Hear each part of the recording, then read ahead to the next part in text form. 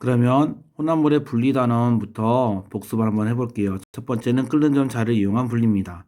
끓는 점 차를 이용한 분리는 끓는 점이 다른 두 액체를 분리할 때 사용하는 방법이고, 끓는 점의 다른 이 분리 방법을 교과서에 증류라고 알려져 있습니다. 그래서 핵심 개념이 증류가 되겠지요.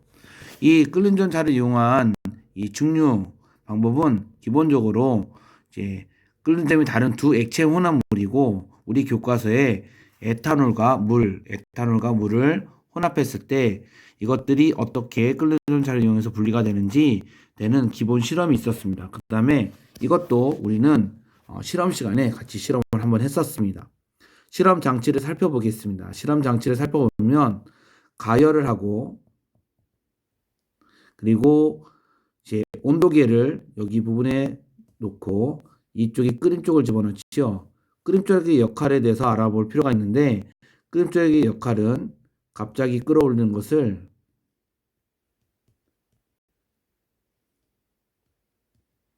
넘침을 방지합니다. 그래서 끓임 쪽이 있으므로 이게 물과 에탄올이 같이 있을 때 열을 갑자기 누적되어 받았다가 확 끌어올려서 실험을 망치게 될 수가 있는데, 이 끓임 쪽의 에너지를 흡수해서 갑자기 끌어오는 것을 막고 그냥 기본적으로 천천히 가열이 될 수 있도록 해주는 게 끓임 쪽입니다.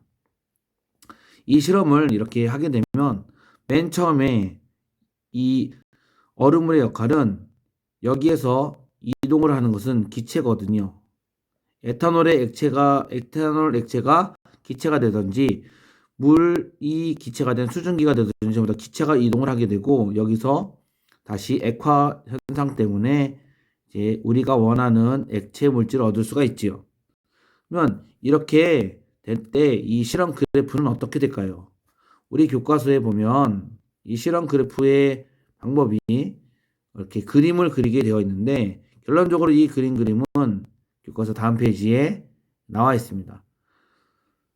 실험을 했을 때 78도 근처에서 80도와 78도 근처에서 수평한 구간이 나타나는데 정확하게 수평하지 않습니다.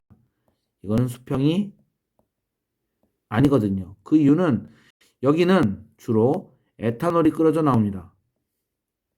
왜냐하면 에탄올이 끓는 점이 78도예요. 그런데 78도에서 일정하게 끓는 것은 에탄올만 있을 때고, 이 상태에서는 에탄올도 있고 물도 있기 때문에 물에 의해서 온도가 올라가서 비스듬히 올라가는 효과가 생기고, 이 비스듬히 되는 것은 바로 혼합물이라는 증거지요. 물과 에탄올이 같이 있기 때문에 혼합물이고, 수평하게 되는 그래프가 아니라 이렇게 비스듬하게 되는 그래프를 얻을 수가 있습니다. 그러면 에탄올이 모두 다 끓어져서 나오면, 에탄올이 없다 싶으면 이제 물이 가열되는 거죠. 여기서부터는 물만 있는 거죠. 시기를 정확하게 측정할 수는 없겠지만 에탄올이 거의 대부분 다 끓어서 나오면 물만 되고, 여기서는 수평하게 되고 이 온도가 바로 100도가 되겠지요. 그래서 여기는 물만 있는 구간입니다. 그러면 이때 나오는 기체가 액화되면 무엇일까요? 이때는 물도 같이 나올 것이고 에탄올도 나올 것입니다. 이때 나오는 액화되는 것은 뭐가 있을까요? 이때도 물도 있을 거고 에탄올도 있을 건데 에탄올의 양이 훨씬 더 많겠지요. 그래서 이런 식의 그래프를 얻을 수가 있습니다. 실험 도구를 다시 살펴보면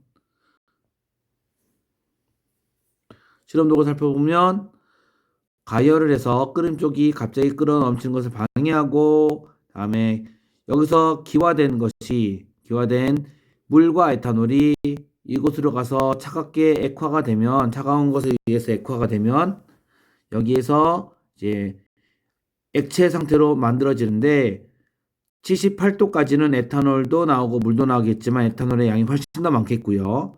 그 다음에 78도가 넘어서 비스듬하게 가서 최종적으로 비스듬하게 끝나고 갑자기 온도가 올라가는 이 상태가 되면 물만 주로 나오게 될 것입니다. 이러한 방법을 증류라고 합니다. 교과서에서는 어떻게 되어 있냐? 액체 상태 혼합을 갈 때 기체를 각각 냉각해서 액체로 분리하는 방법이라고 되어 있습니다. 그리고 이때의 조건은 끓는 점이 달라야 되겠죠. 이러한 증류를 우리 조상들이 사용했는데 바로 탁한술, 탁주라고 하는 탁한술을 해서 맑은 술, 청주를 얻는 방법으로 사용한 이러한 도구가 바로 소주걸리가 되고 소주걸리의 원리가 바로 증류가 됩니다. 그러면 이제 증류에 대해서 알아봤습니다. 이러한 증류를 실제로 하는 것이 원유에서 이렇게 죄송합니다. 원유에서 우리가 원하는 석유화학 제품들을 얻는 건데 이런 석유화학 제품들을 중에서 끓는 점이 가장 낮은 것은 위쪽에 있는 거. 끓는 점이 낮다고.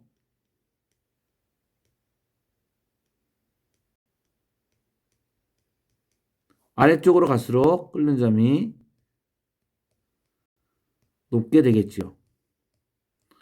그래서 아스팔트가 끓는 점이 가장 높고 중유, 경유, 등유화 제트유, 휘발유, 나프타, LPG 순으로 끓는 점이 되어 있습니다. 그래서 끓는 점이 높은 것은 아래쪽에, 끓는 점이 낮은 것은 위쪽에 있다고 바로 원유에서 얻고 우리는 이러한 증류의 방법을 분리해서 증류한다고 해서 이러한 것을 분별 증류라고 합니다. 이제 증류에 대해서 알아봤고 다음 파일에서는 이제 밀도 차이에 의한 분리 방법을 알아보도록 하겠습니다.